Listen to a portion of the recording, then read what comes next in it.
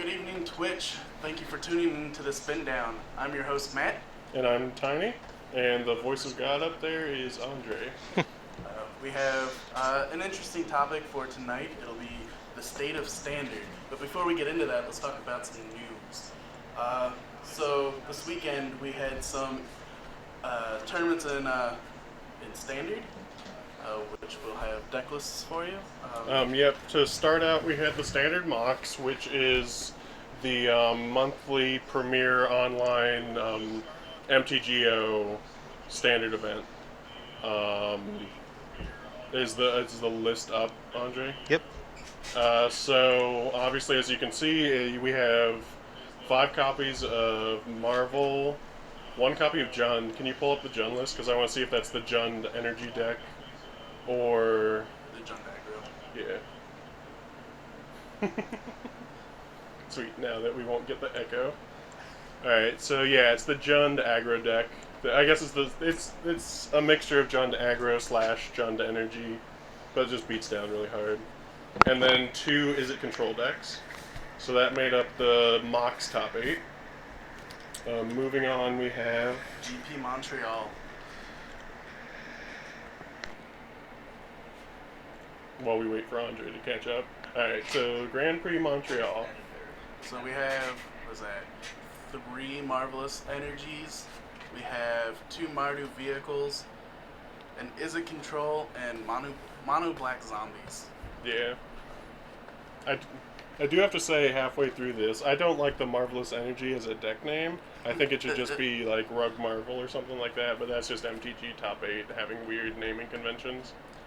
But it sounds so much grander, like Marvelous Energy instead of, I'm playing Aetherworks Marvel. Yeah. Also, while we're at it, the reason we're not going too into depth in these top 8s is we're going to talk about Standard in our State of Standard topic, so that's why we're kind of running through these, and we're going to pay more attention to non-standard top 8s. Yep. And then moving on, we have GP Santiago. Here we have still a bunch more Marvelous decks. We have Rural Energy, which... I think it's just the Jund energy deck without black. Yeah. Some vehicles, and again, a Mono Black Zombies. Yeah, so on to... They had the MTGO Legacy Challenge over the weekend as well.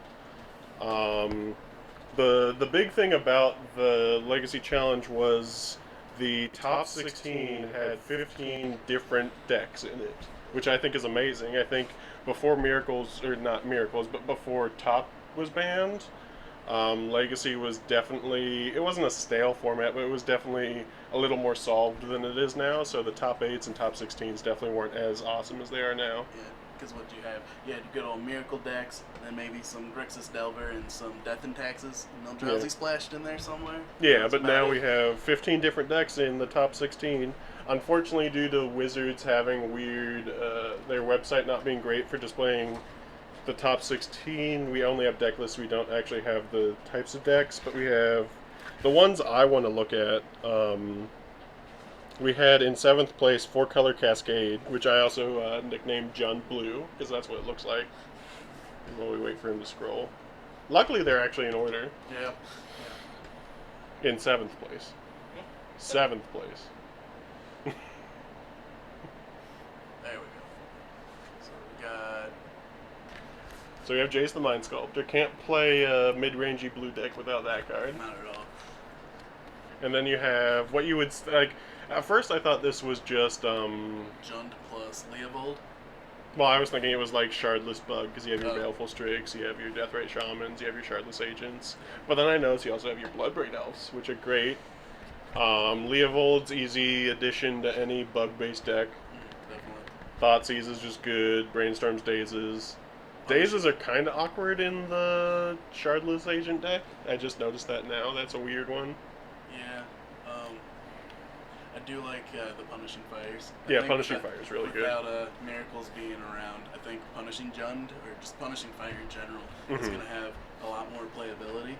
Yeah, as people play more mid-range decks like Grixis Delver, which saw 1 copy in the top 8 of this, Grixis Delver doesn't just fold to Jund, but it has a hard time beating the Punishing Fire engine. Yeah. can just remove almost everything except maybe true names. True names and Gurmag anglers, but you have other removal for Gurmag anglers. Yep. And then in 8th place we have what I call New Miracles. It's the Miracles deck, but obviously without top. Could you click on Portent for us? Because that's the big one that they added. Portent. You can look at the top 3 of target player's library and rearrange them however you want, and then you draw a card at the beginning of the next upkeep, right? Next turn, which I believe is errated to next upkeep. Yes. So it lets you rearrange stuff on your turn and then miracle it on their turn, things like that. Which isn't as optimal as top because it forces you to like play your Terminus like right away, but at the same time, something like Portent that allows Terminus and maybe your 1 or 2 of Entreats, one of Entreat, it still be viable. Yeah. It's obviously not as good, otherwise they'd been playing in first place, but the deck's not dead. Yeah, and it also plays Predict, which you'd have to pull back. I know that some lists used to play Predict. Can you click on it, Andre? But I always forget what it does. It's over an instance. Name a card, then put the top card of target player's library into his or her graveyard. If that card is the named card, you draw 2 cards, otherwise draw a card. So that also works with things like Portent, Ponder, Brainstorm. It's another card advantage engine. Yep. I don't know how much I really like. I don't know. I've never liked the card. I think I'd rather just play Accumulated Knowledge as my 2-mana card advantage spell. But I mean, in the long term, Portent draws more cards than Accumulated Knowledge, but you have to work harder at it. Yeah, it becomes almost like a 2-card combo to really pull out the card draw with cards like Portent and Predict. Yeah. That being said, if you follow up Portent with a Predict, you should know that top card. Yeah. And then you're just gonna draw the other 2 cards off of Portent. So it basically says 2 cards, 3 mana, draw 3 cards. Yeah. Which I think decks like this just show how powerful cards like Terminus are. Being able to pseudo Wrath, it's a Wrath, but it doesn't kill them, obviously. For 1 mana is just insane enough that you can play cards like Portent and Predict that are slow to generate card advantage, but generate card advantage or virtual card advantage. Or the fact that people were scrambling to find cards to replace. Like, not only is it playable, but people want to find a way to keep it playable. Yes. Besides that, in 11th place, I just want to take a quick look at Blue Red Delver. This is your standard Price of Progress Lightning Bolt deck, but I did notice that they're playing 2 Cryptic Serpents up at the top of creatures. Could you click on those? I obviously didn't see gameplay with this deck. I don't know how easily this becomes actually... Like a 3 or 4 drop 6/5 is obviously good even in constructed, but I don't know how good it is in Legacy. So I definitely would want to test it before I played it, but I could see it being okay. I probably would play something like Thought Scour to turbo it out, but I don't know. I just thought that was interesting. It does become the biggest creature in the format. Yeah, it still trades with Gurmag Anglers, but it's bigger than it beats harder. Yeah. Awkwardly, the race isn't different because a 6/5 kills just as fast as a 5/5, assuming no other life gain or anything.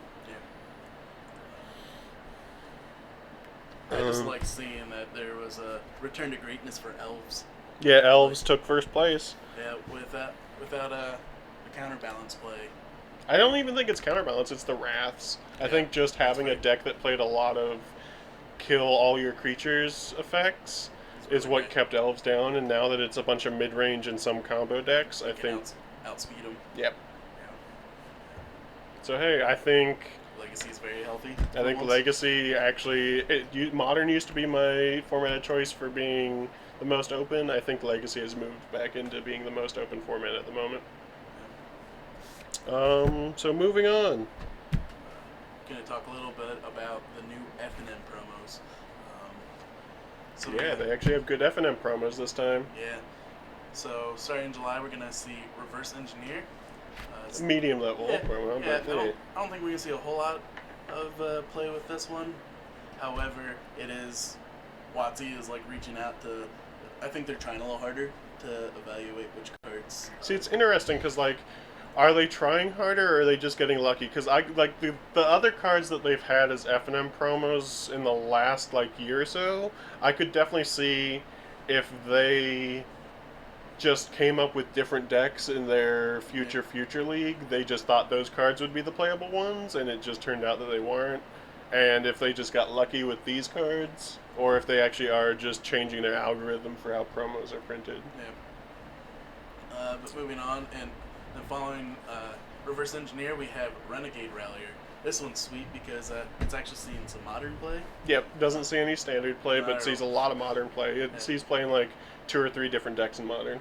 People were splashing white to play it with Death Shadow. Yep. I think that's the neatest use for Renegade Rallier. Then in September, we have the one that the most people are excited for, and I know I'll be coming out to every single F&M in September. We have Fatal Push. What do you think of this art? I don't know how I feel about it. So, I didn't really like it until I saw a Facebook comment saying that they thought that they were grindstones that he was falling into. So it's the masterpiece grindstones, and when you take that into account, I think it's a lot cooler. Like they're taking. Is it just cool because it's the grindstone, or is there some like story significance to it? Nah, I think it's just cool because it's grindstone, but it just shows that they're kind of building their world a little tighter. Okay, yeah. Like they're referencing more within themselves instead of just drawing a picture of a guy falling. Yeah. Like let's draw a picture of a guy falling into some grindstones. Yeah. I don't know. I don't know. I'm kind of picky about magic art, but it's weird. Oh, hey, we're pulling. See, the nice thing about the original Fatal Push is it actually shows him being pushed, whereas this could have been Tragic Slip instead of Fatal Push. Yeah. But the old Fatal Push was like, this is Sparta, and yeah. I don't know. All right, so new F&M promos, and even beyond just these new ones, the next 2 months are still just good cards that we've heard that's coming up. But like Aether Hub next month, I know I'm coming out every single week for that. And the one before was Unlicensed Disintegration. And speaking of which, I need to get one of those from you guys because I won F&M and didn't get one. So finishing out our news of the week, this just happened today, I believe, either last night or today. MTGO had their Commander ban list update. Strip Mine, Dig Through Time, and Treasure Cruise have all been added to the ban list for what at the moment is all of Commander on Moto, and what in I think in July will be 1v1. Because in July they're switching to having a 1v1 and a multiplayer ban list. I think these are good bans, personally. Yeah, I think they were good bans for 1v1 before it became an online format. Yep. Apparently what's been happening is the format is just green decks and Brawl Chief of Compliance decks. Or like blue-based control decks like Tasker or Brawl or something like that. Yeah. I think the original dual commander ban list was probably the most correct ban list for a format like this. And I think they're slowly starting to go that direction. Yeah, I did see one. I think it was the professor at the Tulare Community College Twitter mentioned that the interesting thing is they probably started from a lesser ban list because they can get so many games in on MTGO that it's in the week or two that it's been, they've gotten just as much data as it took years to get for the French ban list commander. Yeah. So yeah, beyond that, that is all the news for the week. Before we move on to our first topic, I just want to point out that once we reach 30 followers on Twitch, we will be doing a 6-hour gameplay stream. We don't know when that would be. We'd have to schedule it around all our work schedules and stuff like that. Speaking of scheduling, this is one thing that we didn't add to the show notes, but I just remembered. We will be, instead of doing this as a weekly podcast, because obviously people noticed that last week we had scheduling errors and things like that, the actual news and topic-based podcast will be bi-weekly. So like in 2 weeks from today we'll have episode 3. And then on the off weeks, you and I will be doing gameplay streams when we can, like Magic or Pokemon or things like that. Message us if you have anything you'd like to see, whether it be drafting, Pokemon, any other kind of game that we could stream. Yeah, any deck that we can feasibly build. If you want us to play an expensive deck, donate the money to us to build it. I know they've also been doing the standard flashback queues, so that'll be interesting. Apparently, as I throw my pen at you, apparently the current flashback queue has Battle of Wits as one of the deck choices. But beyond that, that's all the news for the week. So moving on to our first topic, which will be, should there be drug testing in the Pro Tour? Yep. Yeah, we're gonna have a series of ethical topics over the next couple weeks, and we're also gonna have a series of Magic gameplay topics. So we'll have one and one. So this will be our first one is drug testing for the Pro Tour. So I think to start out, we want to know what's the definition of a PED or performance enhancing drug? Which before you say that, let's pull this picture up because it's hilarious. Because when you Googled it, is it up? Mm-hmm. Alright, so a performance-enhancing drug is defined as a substance, such as an anabolic steroid or human growth hormone, that is used illicitly, especially to improve athletic performance. So first of all, I just think it's hilarious that Google has a picture of a squirrel as a performance-enhancing drug. Maybe it's a peanut. Yeah, it might We be. didn't do enough research. Maybe peanuts are PEDs for squirrels. Apparently. We will get back to you with that answer. But yeah, so I guess to save time, we'll be calling them PEDs from now on. But that's what a PED is, a performance-enhancing drug. So what would you consider a performance-enhancing drug for Magic, which obviously is not a physical, it's dexterity-based in some ways, but it's more a mental sport than a physical sport. So, when you're playing a game like Magic that can take several hours over several days, anything that can help you stay mentally focused, or even anything that can calm your nerves, or maybe even help you sleep. So the obvious ones that we talked about leading into this discussion were Adderall helps you with the mental sharpness throughout the 8 to 12 hours that each day of say a GP takes, and that's 2 or 3 days depending on if it's a GP or Pro Tour or whatever. And then marijuana, something like that, can help with taking the edge off if you're nervous. Is there anything else that you would consider a PED beyond that? I'm sure there are several, but I think these are the two biggest Yeah, ones. they're the two biggest ones. Just almost any ADD medicine can help if you do not have ADD and you're taking that for the advantage. Yes. So just anything that you can take for any kind of mental advantage. Yeah. So is it a problem? One, do we think enough people are taking these to make it a problem? And two, do you think it's the type of problem that Wizards of the Coast or Hasbro, as their parent company, should care about? So I think for Magic and WotC itself, it isn't a problem because it hasn't been made a problem. But that's not saying that it won't become a problem either. Yeah. So I think until there's something outside of Magic and the Pro Tour pushing for there to be changes, that we won't see Wizards really caring as much.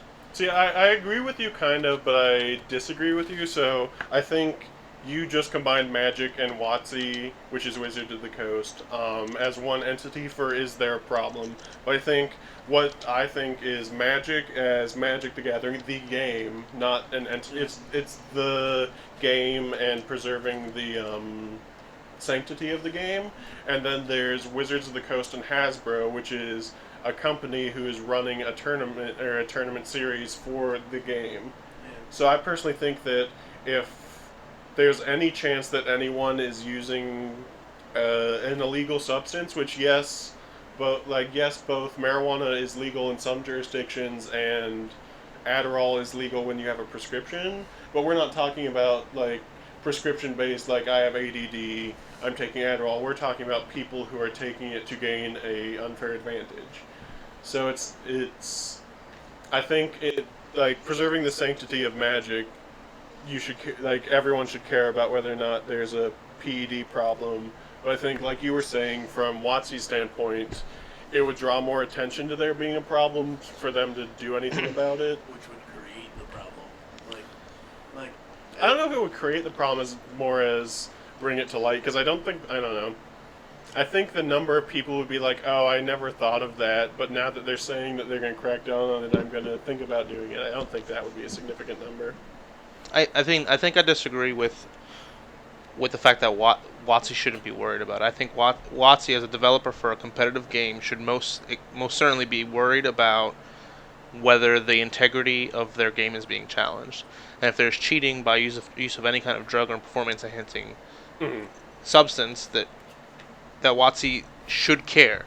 Now, whether they want to shine a light onto it or not, that's a different thing. Because as a game developer, you don't want it's a business, so you don't want to lose sales because your game is tainted. Yeah. But if I like to a certain point, like if a problem is recognized, they have to do something about it, and at that point they should be very worried about the game because of the fact that it affects the integrity of the competitive nature of it, and that's where most of their income comes from. I don't know. I think most of their income comes from like people casually buying the packs that like most of whom probably don't pay attention to the Pro Tour. But like I get your point that like, I mean, one of their biggest way to promote the game is by their Grand Prix and Pro Tours. Yes. So like by their events. Yeah. So if the integrity of their competitive format is in jeopardy, they need to worry about it, because then their sales are going to be affected eventually. Maybe not right away, but they will eventually get affected. Yeah, because you end up with headlines like random pro caught using Adderall, and then parents won't buy their 14-year-old kid a box of Magic. Correct. But will that actually impact parents' decisions to buy their kids? Like in baseball, during the whole steroid issues with all the home runs, attendance was high. People wanted to see home runs. But there's a difference between would those people be okay with their teenagers going and hanging out with the people who were like going and talking with, or like doing a whole activity with the players who were but using steroids. I don't know, because it's just weird. I mean, it's different though. Like it's still bad, but it's different. The game is different. So sports in general, where it's football, basketball, baseball, they're getting paid to entertain. So there's a certain level of entertainment there, and even so, the governing agency or governing bodies over these sports are come down harsh on performance enhancing drugs and cheating in that sort. Yeah. So but attendance is at an all-time high because it is entertainment, and you want to, in baseball and football, you want to see people score touchdowns, you want to see people score home runs, but that's not the same. Like with Magic, you don't want to, you're not paying pro players millions of dollars a year to play Magic. We watch, or at least I watch Magic to see the lines of play and to learn and become a better player through the lines of play I've watched. So those things don't. The performance enhancing drugs allow them to go longer to be able to perform perform on an optimal level, but it doesn't decrease their general playability and their skill. I don't know, but like 2 days of 8 hours of playing can put a wear on you. But he's saying like it's so. Using steroids enables someone to hit more home, like someone to do an aspect of the game that is super exciting, whereas using Adderall does not make it so that you'll make an insane Magic play that wins you the game, as opposed to you'll just be your average quality over 2 days will be better. But like in baseball with hitting home runs, the steroids aren't to help you hit the home runs, it's to help you recover so you can continuously hit the home runs. It allows you to do something you are already able to do longer. They're not using them to ball. I thought you could get stronger. That's not 100% true, because you can get stronger. So it's not so you can recover the next day from baseball. It's so you can lift more weights and build more muscle and recover faster, so you can lift again sooner, making you stronger so that you can hit those home runs. It's not like a drinking a Gatorade or an energy drink from game to game. It's a workout to workout to increase your ability to grow muscle mass to Yeah. be better. But going back to the original question of, but will parents stop buying Magic cards for their kids? That's an interesting one. Yeah. If they know that these pros are taking Adderall or smoking weed, I don't think they will, because they didn't tell their kids they couldn't watch All right. baseball. So here's a different question.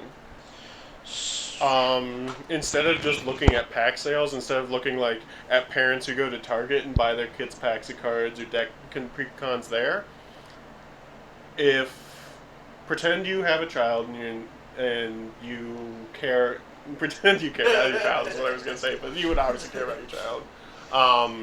Or like, all right, Andre, you have a daughter. Mm-hmm. When she's like 14, if you heard that some game had a problem with people using drugs, would you let her go hang out at a store that deals predominantly in that game? I would probably have to. I would have reservations. I would most Okay. certainly have reservations. So, and this goes to Matt's statement before. Like, it's not that we're preventing them from watching the game of Magic or preventing them from watching a sport that's using performance-enhancing drugs or cheating.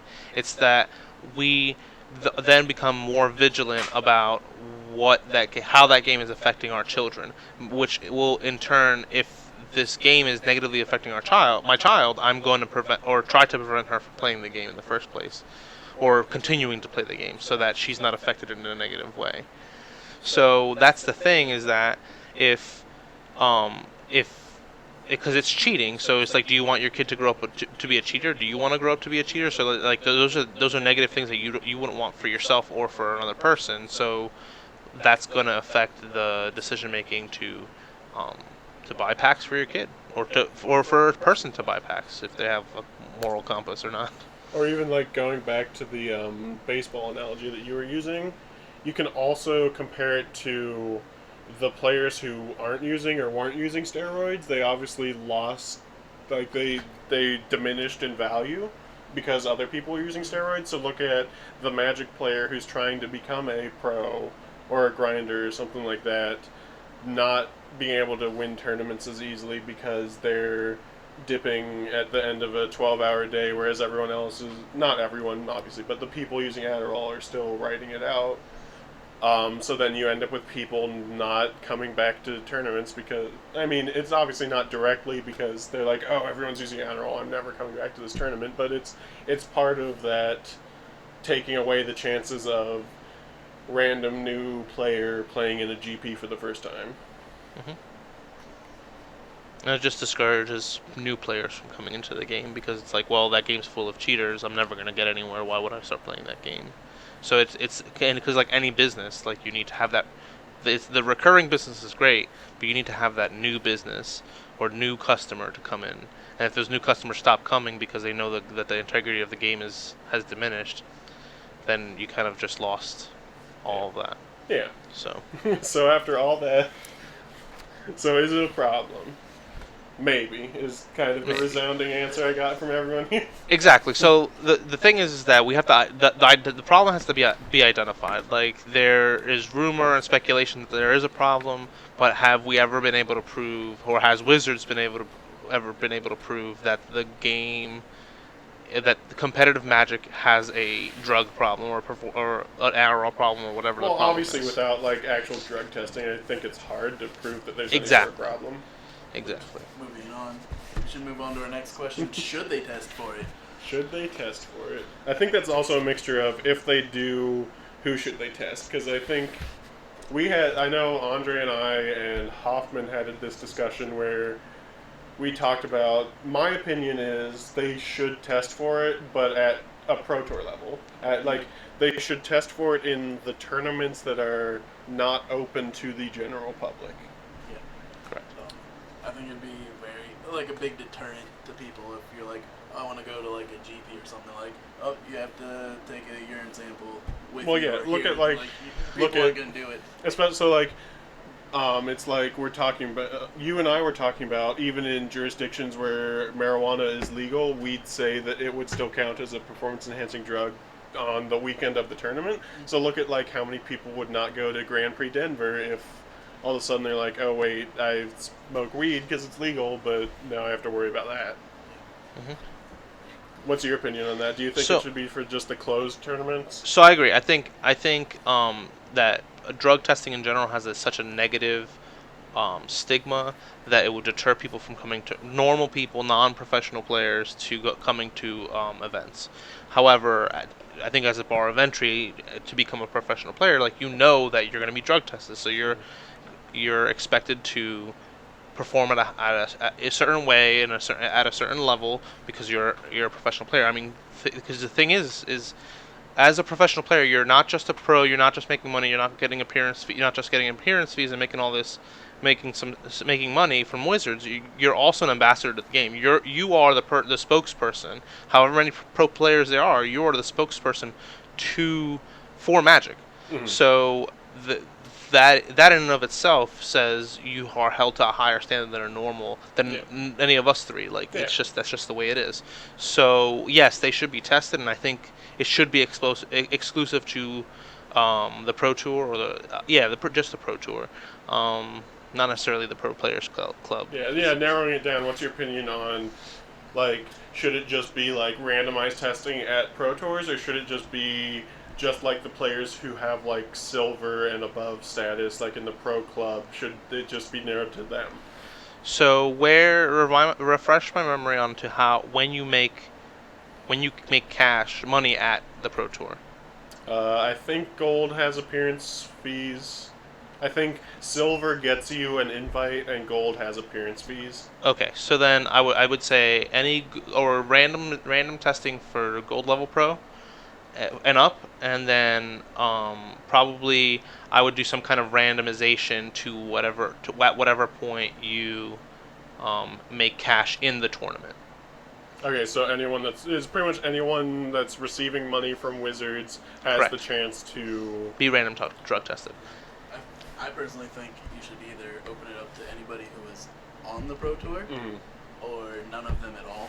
I don't think that's unreasonable. I think Yeah, I if agree. I if think making it it should to the just Pro be the- Tour Yeah. is could absolutely be an inclusion criteria to I go agree in with that. to be That's what drug I think tested. it should be. Like maybe even like you made it to the Pro Tour or whatever, we're going to test you, and then as long as you are like able to be on the Pro Tour, I think there's the- a chance that you could. I think the logistics of of testing everyone. 'Cause, facility- yeah. What's the logistics of testing like 300 people? And also then you run into, I don't know. I think random drug testing would be appropriate for the Pro Tour. But if you're gonna mandatory drug test people, I would make that probably exclusive to like the top 8 or the top 16. That would actually. So what about? I guess we're discussing topics that don't really matter. But what about randomly drug testing everyone in the Pro Tour, and then as a requirement to become gold level, like become the level of pro that gets appearance fees, you have to be drug tested. I think that's reasonable. Yeah. Seems like a good one. Because I think so. My personal opinion is like back to the places that legalize marijuana. Random Denver-based guy who wins a PTQ. I don't think it's the end of the world if he smokes weed when he's not at tournaments. It's just the whole one he has to keep up with the science of he should stop smoking well beforehand so he doesn't. But it's the whole using it tournament day as a relaxant. So he should be allowed to do that. So that that would make. That would make testing him like when he wins it, like testing him before the Pro Tour because he's one of the people going to the Pro Tour. That would make it kind of weird because it's legal, but he's not at the. But I think testing anyone who's a gold level pro works because their gold level pros are considered. I would consider them to always be ambassadors of Magic throughout because they're being paid to be ambassadors as a full-time job in essence. So. I think that pretty much covers our opinions on drug testing the Pro Tour and stuff like that. So now that we've spent all that time on our subtopic, now on to our real topic of the week, the state of standard. This stuff isn't up, right? No. Okay. So, starting question, is standard in a bad spot at the moment? Obviously, as we saw, the top 8s over the weekend, not having done the math, but guesstimating Marvel was like 45 to 50% of the top 8. It was Maybe not the metagame, but top 8. It was easily at least 3 of the 4 events. Yeah, because it was like 5-4-4, I think, or 5-4-3 or something like that. Yeah. That being said, there's nothing wrong with having like a dominant deck if you have like some strong contenders around it. Yeah. Like if you can consistently have like a deck make 4 of the top 8, but have like 2 or 3 other decks that can also make it, I think that's fine. It's when you have a deck that makes 4 or 5 and then the other deck makes like 3 every time. That's when like the variance starts to die and the format becomes stale. I think that's when the like playability of standard becomes a bad position. Yeah. So I found some tweets from over the weekend about the tournaments. Can you bring them up, Andre? Yep, they're up. Okay. Were they up for that whole discussion? Yep. Okay. So these tweets were obviously they're not completely just complaining about Marvel as a deck, but it's just showing, I think, what a lot of pros and what a lot of like grinder style goes to IQ players are feeling, in that Marvel is the best deck at the moment, but it's also so based in chance. Yeah, to me it feels more like a Hearthstone deck than a Magic deck because it's just so coin flip based. I think that's the biggest problem people have, is like it's not so much skill as just piloting this deck and getting lucky. Yeah. But I think the biggest problem I have with that is the fact that it's not necessarily that, because if you look at all the lists, like, can you go back to one of the top 8s and pull up one of the lists? They're Yeah. definitely built to feel lucky. Yeah, they're definitely built to be lucky, because I know I have a list built that plays 8 fatties that you can hit with Marvel as opposed to the 4 fatties. Like, look here. What are your great hits off of Marvel? Ulamog, insane.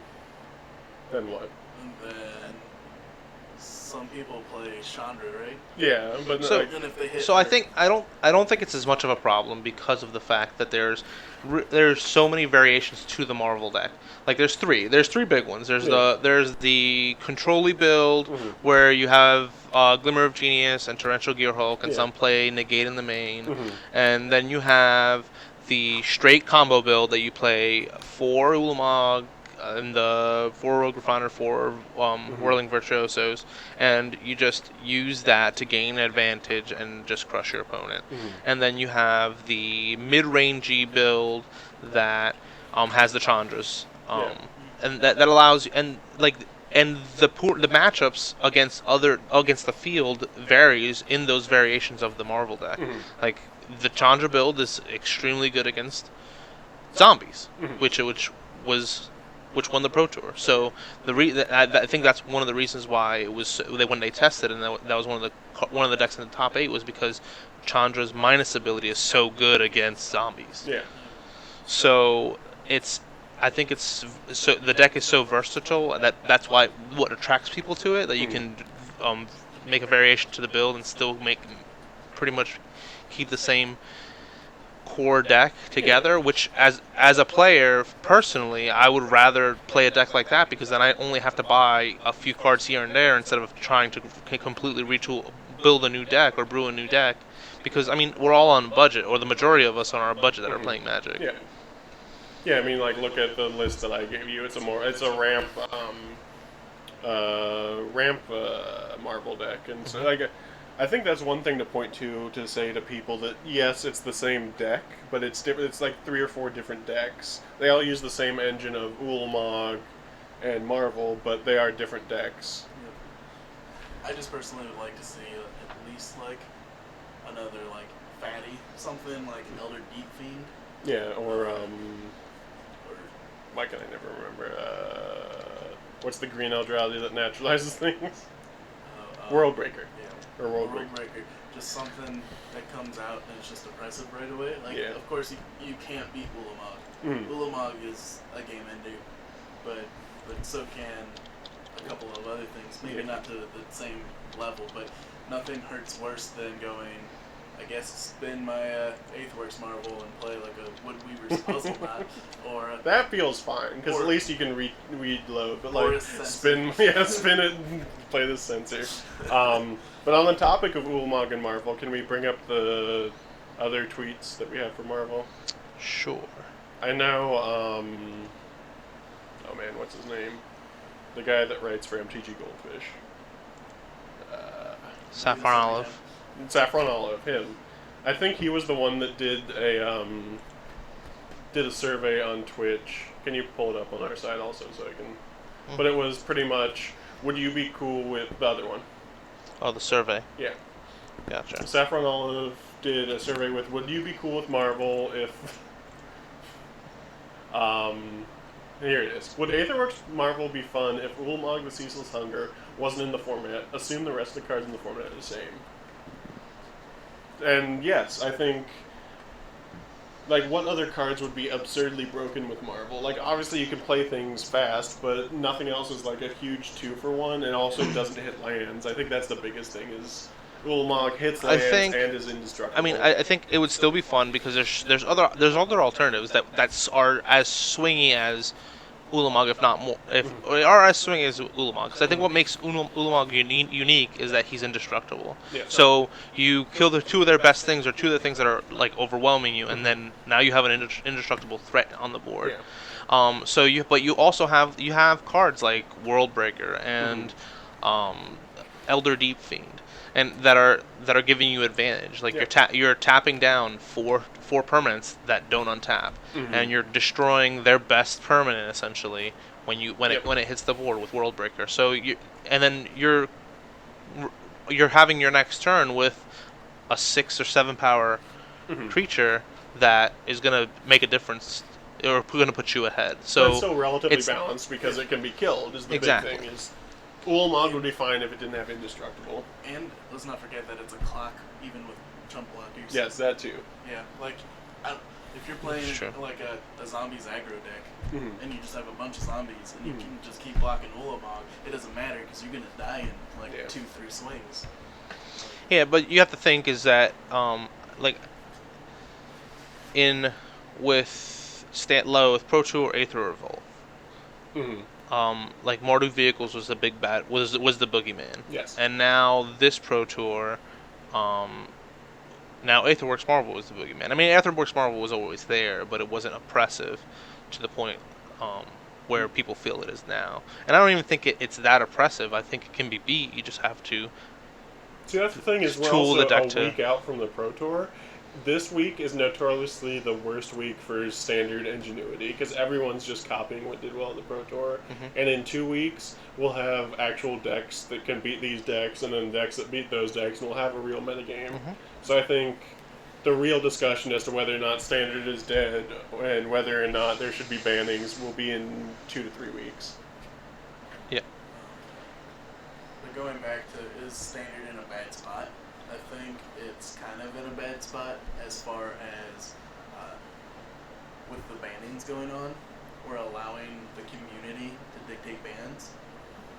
In a way, yes, and in a way, no. Like, so the bannings that happened a while ago with Copter, Emrakul, and Reflector Mage, that's the one I always forget. Skirt should have been banned. They most certainly should have been banned. Those were correct. And those were because people were not showing up to tournaments. Yeah. So yes, the community dictated that, but they dictated it with their money, not with their tweeting about things. Yeah. I think with Cat getting banned, I think Wizards saw that coming. I think they. I was just gonna say that. So I think with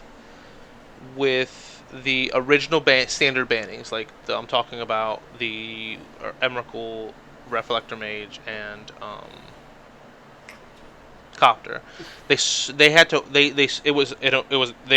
decks were oppressive, and they were so oppressive, and they waited until it affected turnout to tournaments and ultimately money in their pockets. Where now I think they've learned from that mistake, and they see the trend of the way standard is going, and they don't want to let it get to the point where turnout decreases again. So they're being proactive instead of reactive, which I don't think is bad. I mean, I think it's good. Like it allows them to make, as a developer thinking about it, like it allows them to make sweet cards. Yeah. Like just sweet broken cards that you can't wait to play with, which increases their sales. I mean, they have to look at it that way. And if it gets too out of hand, then they can ban it. Like it's not the end of the world that they ban it. It just makes pro players and your home kitchen table players brew something sweet again. Which, I mean, we have a brewer inside of us, inside of all of us. So like we love brewing decks. Mhm. So that's not a terrible thing for a ban list. I think it's definitely a positive thing, and I don't think standard's that bad off because there's such a variance in the decks that you can play. The one thing I do have to say about that is I'm fine with them being slightly more aggressive about banning cards, but I think obviously they haven't had a chance for it to come up. But I do think if they do that, they should also be just as not just as aggressive, but they should also be thinking about unbanning cards. Because I don't think they should, and I don't think they will. But say tomorrow they ban Marvel. I think then when Battle for Zendikar rotates and Ulamog and all those Eldrazi rotate, they then, if they ban Marvel, they should then take a look and say, do we want to unban Marvel now that the problem cards are gone? Correct. So they need to be, if they're gonna print broken cards and be aggressive with banning things that affect standard, I think they should also be willing to unban cards when cards that comboed with those cards rotate out. But you also, but yeah, I agree with that. They need to like look at unbanning cards, and not just in standard, in all formats. Yes. But the other thing you have to look at is they look at the deck that Marvel replaced. Like you look at the previous standards before Marvel came out, or before Marvel was a card, or what was spoiled and released into play. You had one of the top tier decks was the red green ramp deck, and now you don't have to ramp because you have this engine that just cheats them in for you. So you're not ramping mana, but you're ramping energy with the energy package that you have in the deck. So like the ramp deck has always been there, which is why I don't think the deck itself is unhealthy for the format. Like you always have that ramp deck in the format. They also had collected company decks back then too, and I think and that deck kind of was like at the top for a while. And I think anytime you have a card that can allow you to kind of cheat on mana so efficiently. It's always just going to be good. So that might not necessarily be a problem, but when you have cards like that, they're going to be... So yeah, it's kudos to Wizards for printing a card that used their new resource and used it well, instead of being look at all the other payoff energy cards that take an extra turn. One is unplayable garbage. The bolt things is playable, but it's not as absurd and stuff. And I think it's just nice that they took new things that they designed and made it into a good card. I don't necessarily mind them making the card that, when they have a new idea, because they're obviously experimenting with some things, and you don't want to just try something to see how it goes over, and then do it badly, because then you don't get a real test of was that a good idea. If there was no Harness Lightning or Aetherworks Marvel, people wouldn't really be incentivized to play energy. Right. It would only be a limited thing. No one would care about it. And I think that's good. I think it shows that they're not just focusing on limited for their set development.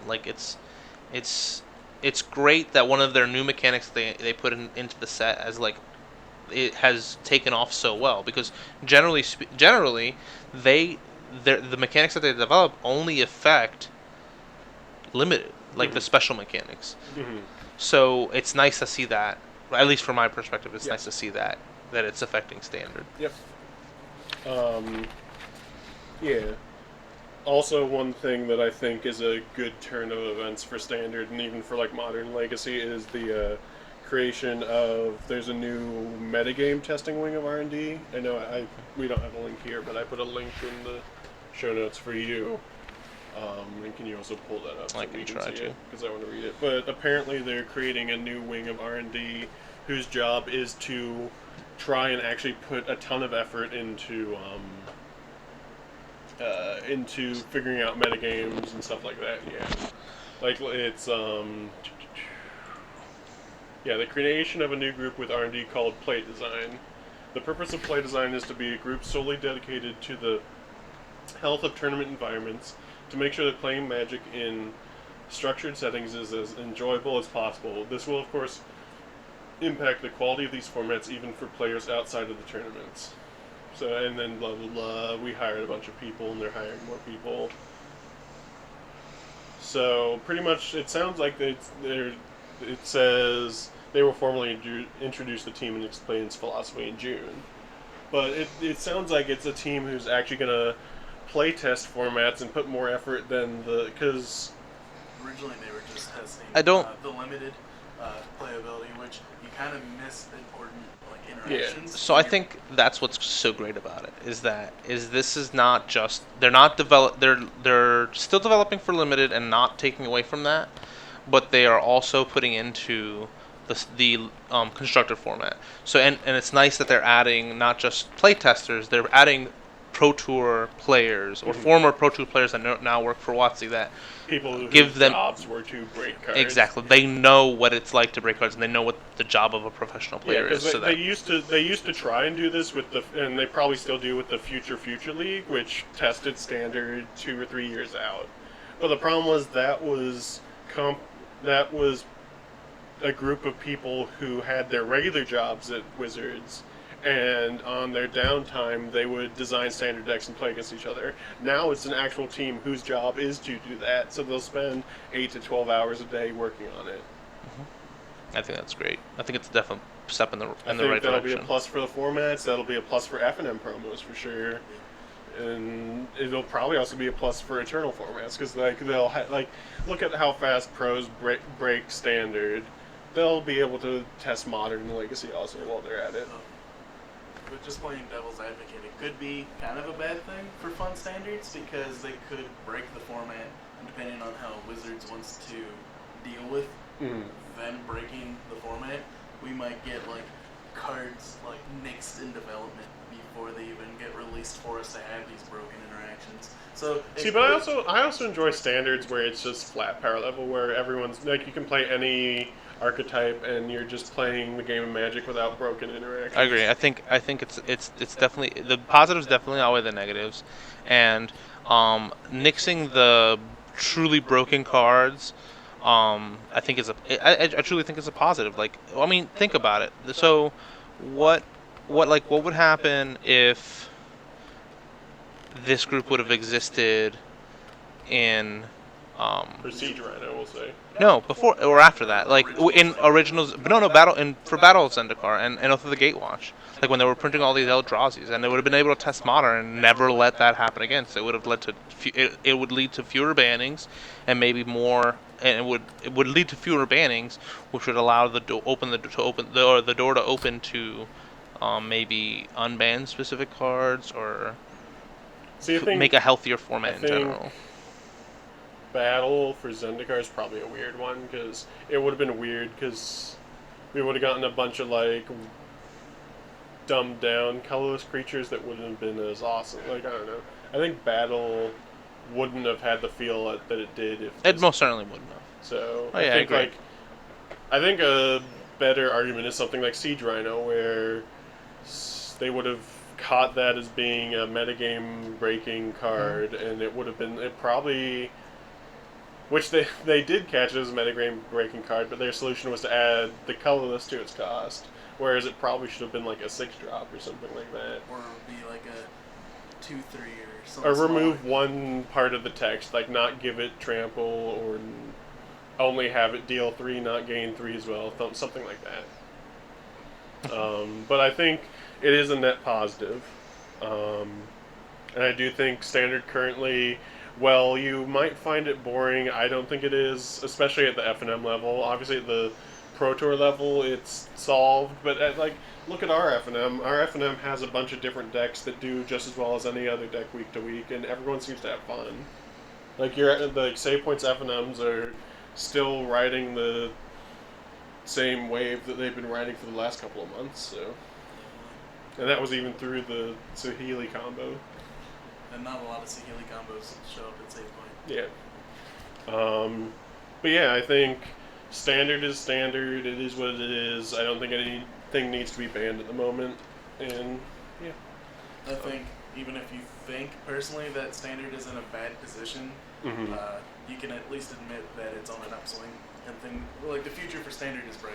Yeah. If nothing else. Yep. So on to we have our sign off of the week before we finish up. I just wanted to give a quick shout out to so over the weekend a pro who I don't think we're gonna name. I edited his picture out of the picture. I don't want to name him because I don't want to do a witch hunt, but I just want to point out there was a Magic pro who made a comment that I didn't necessarily agree with.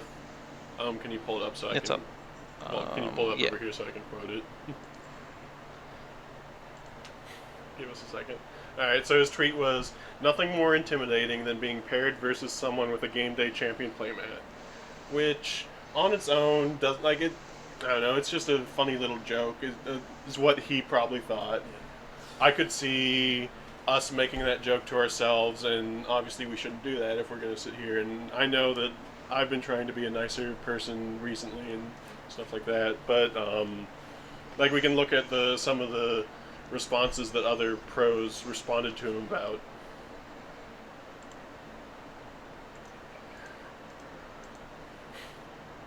And Todd Anderson said, "Now hear me out. What about just letting people be proud of their accomplishments?" And one more.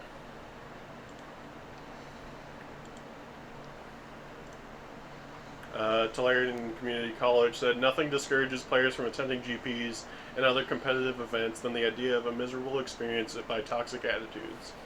So it's just like, I think I would leave this, end this show on the note of think before you say things. Yes, you can joke with your friends about each other, but not about other players if you want to.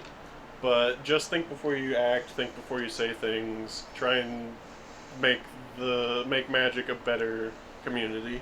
And yeah, and that's exactly it. Magic, I think part of the greatness of Magic is, in fact, its community. And if we are all looking after each other and supporting each other, then the game will be more enjoyable and there will be more people to play with. Yep. Yeah, so on that note, don't forget when we hit 30 followers on Twitch, we're going to do a 6-hour stream. Follow us on Facebook, the Spindown Podcast, on Twitter at Spindown Podcast, on YouTube, the Spindown Podcast. We'll have this VOD and all our other VODs up there. Next week, Matt, Bai, and I will we'll play Popper or something like that next week, play a Popper League. And then the week after, we'll be back with Andre to cover, I think that's when we're starting our Becoming a Tournament Player series. Mhm. So look out for that. Thanks for joining us. I'm Tiny. I'm Matt. And that's Andre. Or you can say it too. Do we want to mention our sponsor?